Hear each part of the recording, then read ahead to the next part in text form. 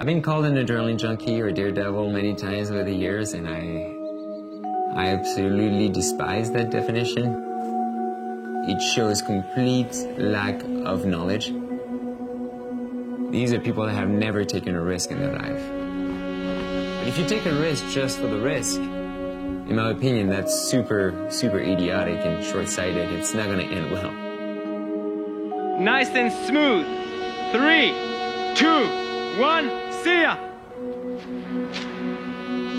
What's up, I'm Matthias Giraud, aka Super Frenchie. I'm a professional mountain athlete specialized in ski base jumping, ski mountaineering. Shit, I fucked it up. If you're gonna jump, you got to get up on the rail and do a gainer, all right? See ya! I'm pretty bad at keeping track of how many jumps I've done. I would say it's anywhere between 650 and 700 jumps. Yeah, and I've been base jumping for almost 13 years. We just skied this! Oh my God! Growing up in the Alps, you're exposed to all the mountain sports. I grew up skiing, and then around the age of 9, I saw my first images of base jumping in a movie. And right there, I just knew, like, this is the tribe I belong to. I just have to pay my dues and earn my spot. It's definitely an odd way to make a living.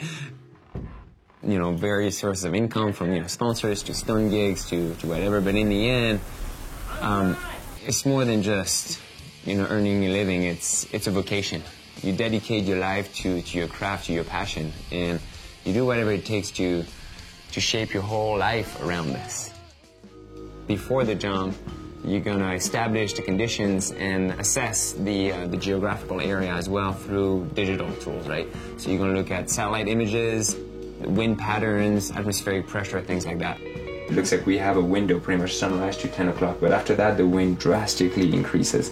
And then it's definitely not jumpable at all in the afternoon. When you're on the ground, you measure the cliff with rangefinders, and then you assess the weather patterns through, you know, the wind, things like that, with the windsock, or see what the vegetation is doing or the way the birds are flying. Scaling a cliff is only one part of the jump. The other crucial part is jumping gear I trust. I have been working with Squirrel for over 5 years now. They were more than just base jumpers. They're climbers, paragliders, skiers, and also world-class wingsuit pilots. We are just a collection of friends that make equipment for skydiving and base jumping. We use everything that we make. Everybody, all the owners in the company, all the full-time employees use the equipment, right? He comes to us and he says, this is what I want to do. What should I use to get it done? And talk about where it's going to happen, approach that might be needed, which determines how light the gear really needs to be, the density altitude that we'll be deploying at, which determines the size in a lot of cases. You know, the speeds that he'll be going after deployment, which determines configuration and the type of pilot chute we'll use, etc. It's tested over a period of time in a variety of conditions, and then he decides what's best for him after we give him our recommendation. Risk is just an element of the bigger picture. The path to safety can definitely be complicated, but if you put in the time and you use your intelligence, your emotional and mental intelligence, you can make an educated decision to do something daring. You know, I always say success is in the vision, but survival is in the details.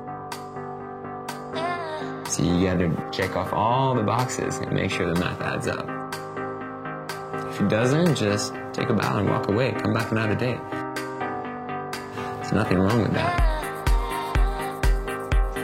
I'm Matthias Giraud. I'm a professional base jumper, and this is the Specialist Series.